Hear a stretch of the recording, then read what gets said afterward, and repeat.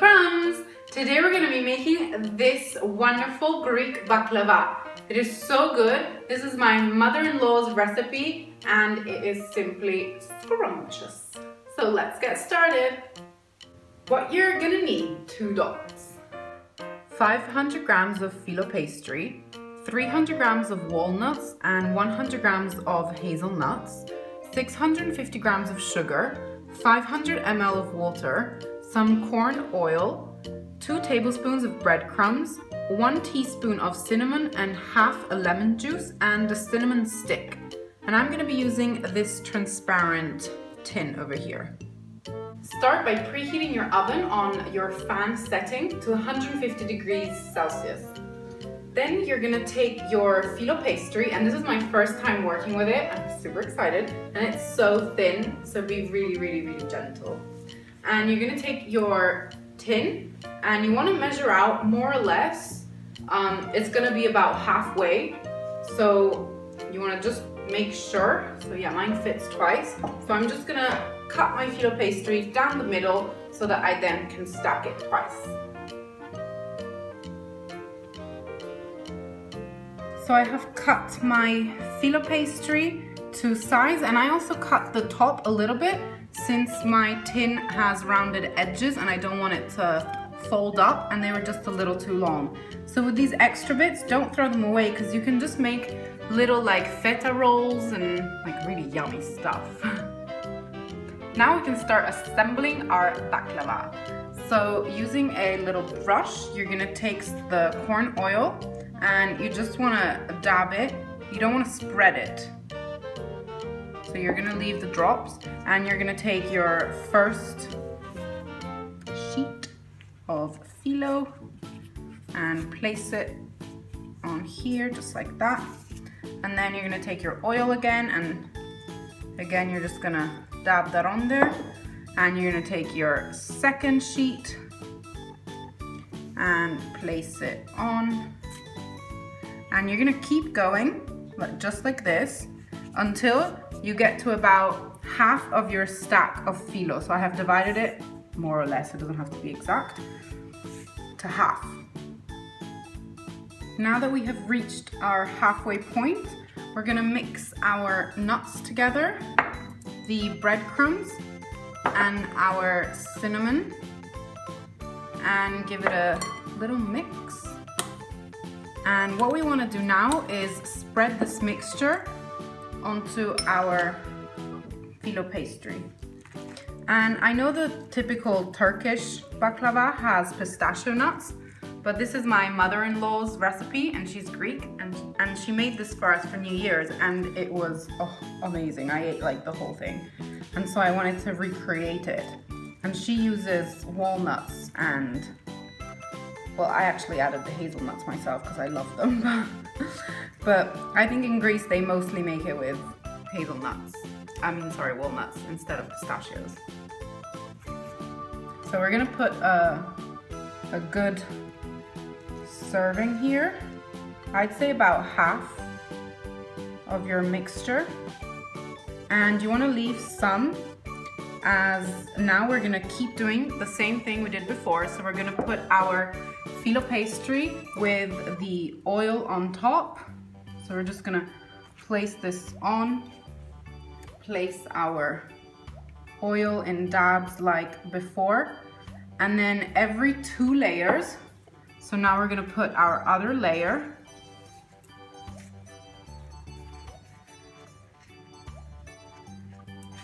And every 2 layers, we're gonna put some oil and then a little sprinkle of the nuts. So not as much as we did on the halfway point, but just to cover the layer. So I finished assembling my baklava, and a little tip, if you, it's so much easier if you make this in a square tin where the sides go down straight, because my sides are rounded and my tin actually kind of goes towards the out. So the size of the bottom is different from the size on the top. So I've had to put a little bit of patchwork in some places because I had cut it a bit too small. So keep that in mind if you use a tin like mine.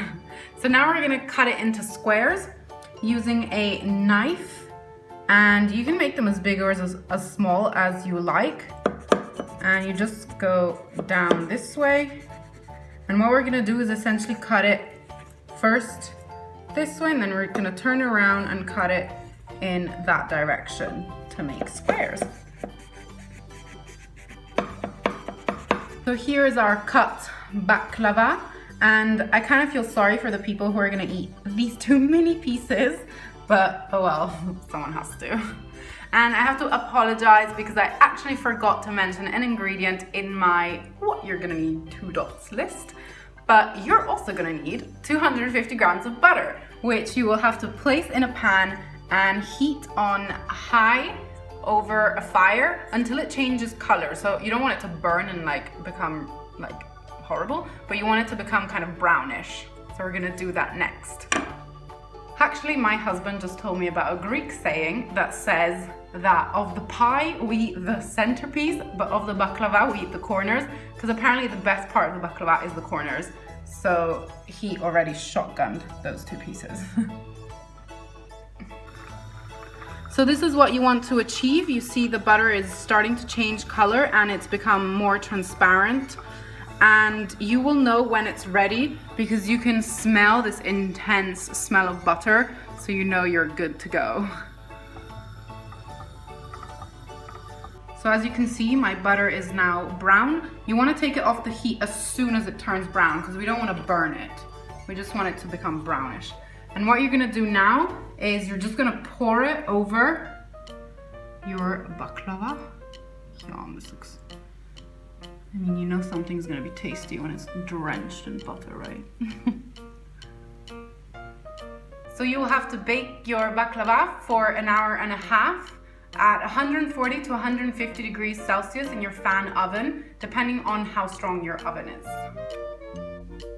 Once your baklava has cooled completely, make sure it is completely cold. And it looks delicious already.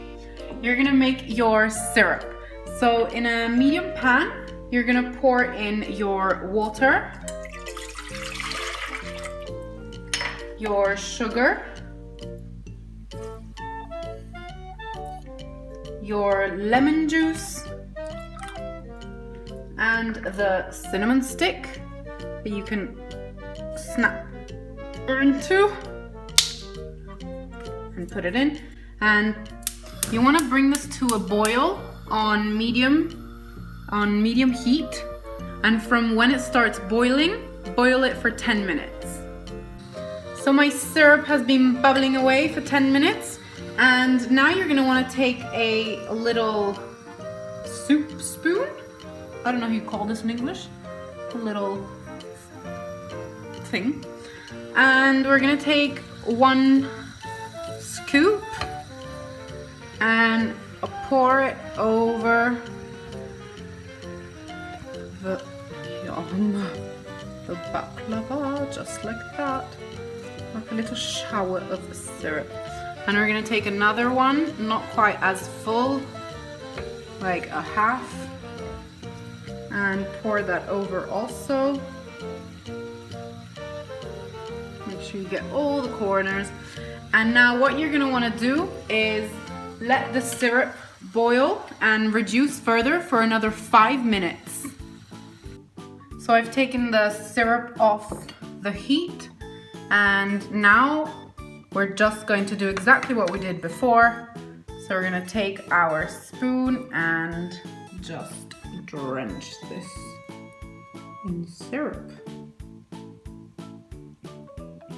You will need to cool this at room temperature and then place it in the fridge for a couple of hours so that all the juices can be absorbed. So here it is, our Greek baklava, and it's super crispy and juicy and nutty, and I just can't wait to eat this. So I hope you enjoyed my video, and if you did, give me a thumbs up. Let me know in the comments down below if you liked it and what you would like to see me make in my future videos. Subscribe to my channel if you want to see more, and I'll see you next time. Bye!